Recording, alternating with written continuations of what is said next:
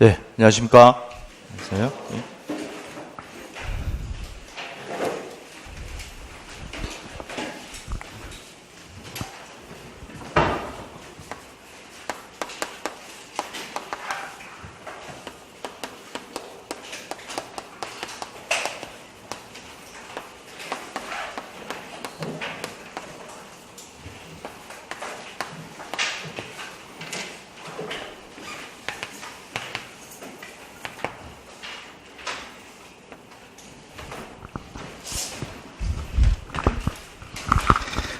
예, 앞으로는 2달 동안 감정평가 관계법규를 강의하게 된 허광철 평가사라고 합니다.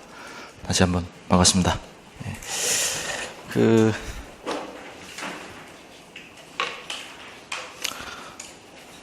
제가 유인물을 3개를 드렸는데요.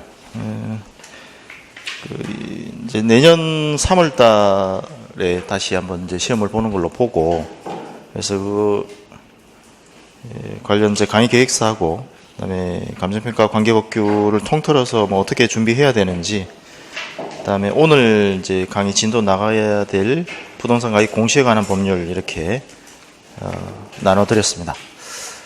이 관계법규 강의를 대부분 처음이신 분 한번 손 한번 들어보시죠. 처음 들으시는 분들. 예. 그럼 나머지 분들은 이전에 한번 들으셨던 분들이시죠. 이 관계법규 특징이 아주 공부를 오래 하신 분들도 강의를 들어야만 되는 그런 특징이 있습니다. 왜냐하면 법이 계속 개정이 되기 때문에. 그리고 올해도 또 중요한 좀 변화가 있었거든요. 변화가 있어서 계속 여러분이 합격을 하시더라도 계속 뭐 좀 살아있는 생물 같습니다. 생물. 그러니까 하루 자고 일어나면 법이 또 바뀌어 있어요. 그러니까 그걸 계속 예의주시 하시면서 여러분 평가할 때 그걸 반영을 해서 이제 평가를 해야 되는 그런 좀 특이사항이 있습니다. 가장 극명하게 비교를 한다면 민법 같은 경우에는 뭐 몇 년이 지나도 안 바뀌죠, 그죠? 근데 이거는 1년에도 서너 번씩 바뀝니다, 법규가. 그래서 그런 좀 애로사항, 제가 강의하는 데 있어서도 애로사항이 있습니다. 그래서 1년, 이게 수명이 1년이 채 안 돼요. 이 교재의 수명이. 그러니까 또 바뀌고 바뀐 걸 반영을 해야 되잖아요. 그죠? 그런 문제가 있으니까 좀 그런 걸 좀 이해를 하시면서 강의를 들으시면 되고, 먼저 여기 제일 앞에 있는 감정평가 관계법규 출제 경향 있는 부분부터 먼저 보시면, 출제 경향에 보시면,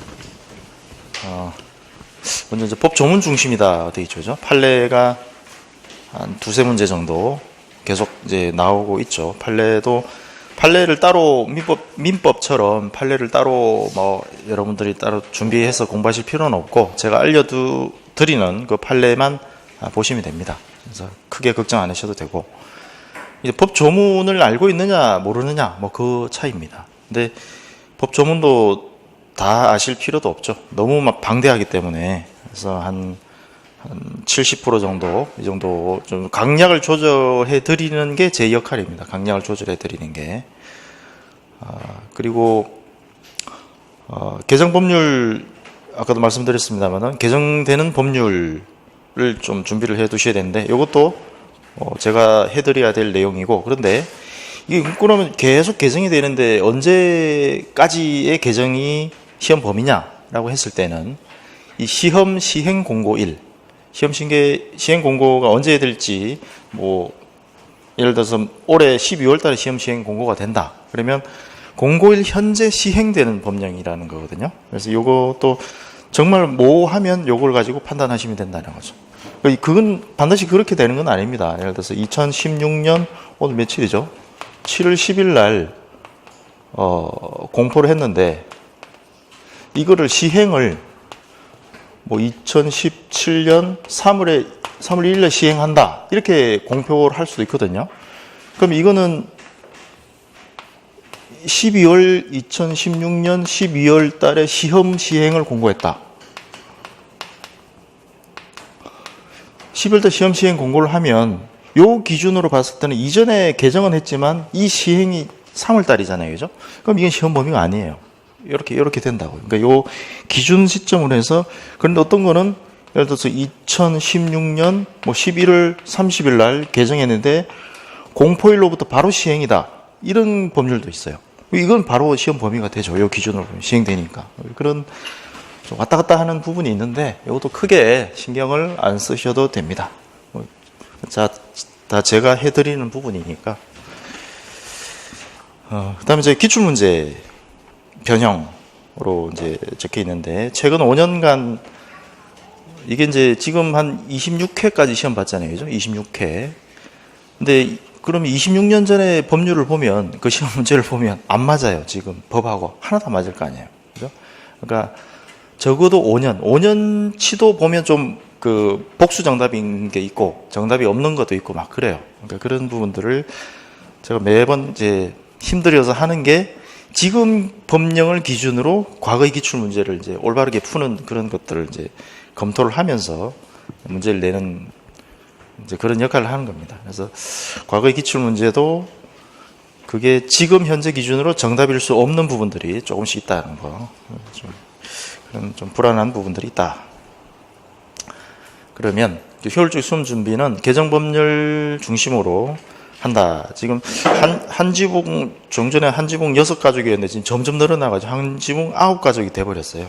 내년부터는 이제 그 밑에 개별 법률을 살짝 보시면 국토계획 및 이용연화 법률, 그다음에 2번, 3번이 이게 분리가 됐습니다. 그래서 종전에는 부동산 가격 공시 및 감정평가에 관한 법률 이렇게 돼 있는데 지금 이게 완전히 분리돼 버렸어요. 그래서 부동산 가격 공시에 관한 법률이 만들어지고, 그다음에 감정평가 및 감정평가사에 관한 법률, 뭐 변호사법이 있듯이 우리도 독립적인 그 평가사 법률이 있어야 되지 않느냐, 이제 이게 받아들여져서 이제 독립을 했습니다. 부동산 가격 공시에 관한 법률 따로, 감정평가 및 감정평가사에 관한 법률 따로 이렇게 분리가 됐고, 그다음에 건축법, 국유재산법, 6부는 죄송합니다. 6부는 제가 고친다고 했는데 못 고쳤네요. 청량수로 조사 및 지적에 관한 법률이 아니고, 이제 이것도 이름 바뀌었죠. 공간정보의, 내용은 똑같습니다. 내용은 공간정보의 구축 및 관리 등에 관한 법률입니다. 공간정보의 구축 및 관리 등에 관한 법률.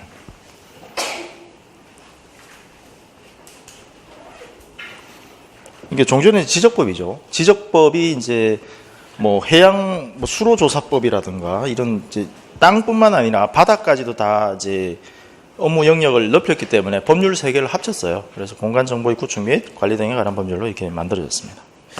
그렇게 보시면 되고, 그 중에서 우리 시험 범위는 이제 지적에 관한 것만 시험 범위 대상인 걸로 그렇게 되어 있습니다.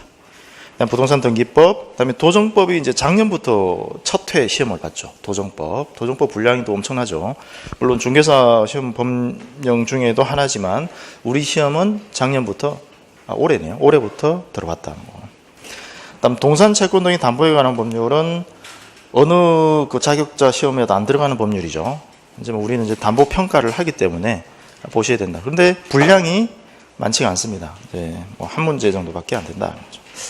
그래서 다시 위로 가서 1번부터 9번까지는 조금 이따 다시 설명드리고, 위로 올라가서 보면 한지붕 9가족이다. 개별 격파를 해야 된다. 개별 법률별 완전히 다른 쪽 이야기들을 하는 거예요. 그래서 그거를 뭐 경우에 따라서는 뭐 이 개별 법률을 공부를 안 하고 들어가셔도 되죠. 합격에는 지장이 없을 수도 있죠. 포기하고 들어가도 되니까 전략적으로 들어가실 필요가 있다는 거고. 그다음에 3, 4월 문제풀이반, 이것도 날짜를 제가 좀 죄송합니다. 이것도 날짜를 좀 바꿨어야 되는데, 밑에 그 개별 법률 바뀐 내용만 좀 수정을 하고 이걸 이제 바꾸지를 못했네요. 그러니까 3월 달에 시험이잖아요. 그죠? 3월 달에 시험이니까 7, 8, 9, 10 하고 1월 달이 되겠네요. 11월 달, 7, 8, 9, 10, 11월, 12월 이 문제풀이반이 됩니다. 11월, 12월. 그때 그 요약집이 만들어질 겁니다. 이게 교재가 너무 두껍다 보니까 부담스럽죠. 그래서 요거를 좀 줄여서 한 200페이지 정도 줄여가지고 요약본이 나가는데, 그걸 가지고 좀 준비를 하시면, 그러니까 요약할 일도 없다는 거죠. 여러분이 할 일은 뭐냐? 외우면 됩니다. 외우실 일이에요. 제가 해드릴 일은 어떻게 쉽게 외울 수 있느냐.